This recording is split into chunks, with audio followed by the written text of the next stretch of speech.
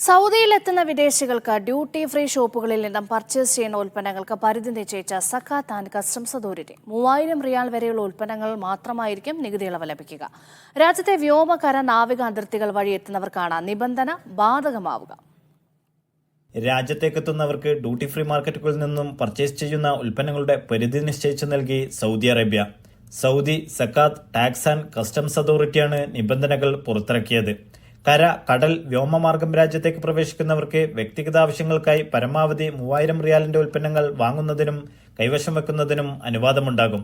ഈ ഉൽപ്പന്നങ്ങളെ കസ്റ്റംസ് തീരുവകളിൽ നിന്നും നികുതിയിൽ നിന്നും ഒഴിവാക്കി നൽകും. ഒപ്പം 200 സിഗരറ്റുകളും അനുവദിക്കും. ക്യാബിനറ്റ് തീരുമാനത്തിന്റെ ഭാഗമായാണ് പുതിയ നിയമങ്ങളും നിയന്ത്രണങ്ങളും ഏർപ്പെടുത്തിയത്. GCC രാജ്യങ്ങൾക്കായി ഏകീകൃത കസ്റ്റംസ് സംവിധാനം കൊണ്ടുവരുന്നതിന്റെ ഭാഗമായി കൂടിയാണ് തീരുമാനം. ഏകീകൃത GCC സന്ദർശക വിസയുൾപ്പെടെ നിലവിൽ വരാനിരിക്കെയാണ് പുതിയ മാറ്റം. Naushad Irikkur, media 1, Dammam.